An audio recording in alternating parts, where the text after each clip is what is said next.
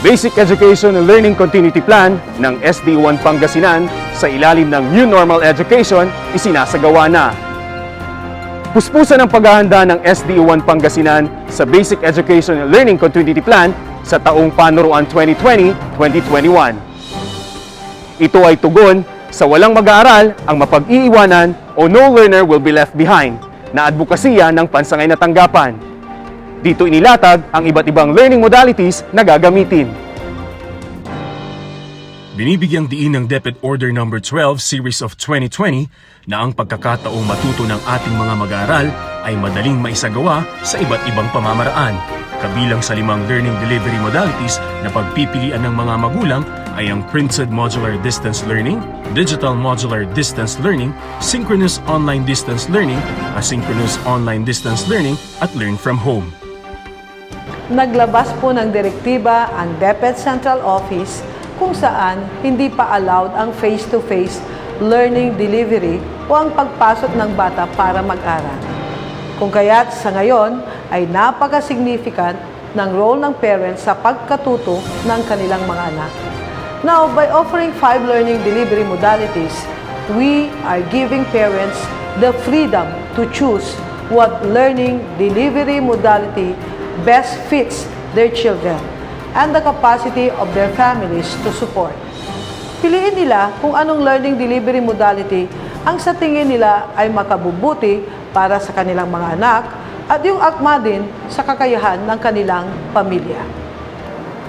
Sa Printed Modular Distance Learning, gagamit ang mga mag-aaral ng naimprentang module. Ang ating kagawaran ay magbibigay ng module at ganon din ang ating Region 1 ay magbibigay ng activity sheets at may karagdagang worksheet na ginagawa ang SDO1 Pangasinan. Ang mga ito ay bibigay sa mga mag-aaral upang mapag-aralan. Magtatalaga ng oras at lugar kung saan kukunin at ibabalik ng mga magulang ang mga naturang module. Sa Digital Modular Distance Learning naman, ay bibigyan ang mga mag-aaral ng digital file o bibigyan sila ng link sa Google Drive kung saan nila maa-access ang digital files na kanilang pag-aaralan at sasagutan gamit ang kanilang gadget. Ang Synchronous Online Distance Learning naman ay isang pamamaraan ng pagtuturo na nangangailangan ng virtual na interaksyon ng guro sa kanyang mag-aaral. Magtatakda ng schedule kung saan sabay-sabay na mag-u-online ang mga mag-aaral gamit ang mga online applications o platform tulad ng Google Meet, Zoom, Skype o video call sa pamamagitan ng FB Messenger. Sa kabilang dako, sa ilalim ng Asynchronous Online Distance Learning, ito yung Flexible Learning Class Schedule.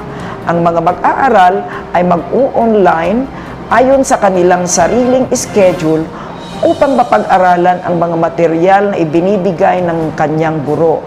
Nakabatay din sa sariling schedule ng mag-aaral ang paggawa nito ng kahingian o requirement ng kanyang asignatura. Ang komunikasyon sa pagitan ng guro at mag-aaral ay maaaring dumaloy sa tulong ng mga discussion board o social media kung saan maaaring mag-iwan ng mensahe o magpasa ng gawain o output sa kahit anong oras. Meron tayong pamamaraan na learn from home kung saan isasagawa ng isang mag-aaral ang mga iminumungkahing gawain alinsunod sa hinihingi ng most essential learning competency. Sa ngayon, gumagawa tayo ng mga suggested activities para sa ating mga mag-aaral upang gawin nila ito sa bahay. Sa ganitong paraan, mahalaga ang magkatuwang pampatnubay ng mga guro at ng mga magulang. Isinasaalang-alang sa paglunsad ng mga learning delivery modalities ang kahandaang psikososyal, kahandaan sa pagtuturo o instructional readiness in terms of equipment and materials, at kahandaan in terms of internet connectivity ng mga guro. Sa pagbabalik eskwela ay ikakasa natin ang Basic Education Learning Contingency Plan na masusing pinag-aralan ng pansangay na tanggapan. Sinimulan ito sa pagsasagawa ng profiling and health assessment sa mga paaralan na basihan natin para malaman kung anong learning delivery modality ang akma sa mga guro. Gayon din ang pagtukoy sa learning delivery modality na angkop sa mga mag-aaral base sa kanilang kahandaan at kakayahan. Bilang tugon sa online delivery of instruction, ay sumailalim na sa malawakang pagsasanay kabilang ang webinar training using Kotobi Author kung saan 9,339 o 74.89% na guro na ng SDO1 Pangasinan ang nakapagtapos ng training. Sa pagkakataong ngayon ay hindi natin maalis ang bintahin ng modern technology sa new normal education. Kung kaya't bago pa man matapos ang 2019, ay inihanda na natin ang mga paaralan sa digitization ng mga kagamitang pampagtuturo bilang pakikiisa sa digital rise ng kagawaran ng edukasyon. Para sa Balitang Pansangay, Pangasinan 1, Greg Guerrero, happy to serve!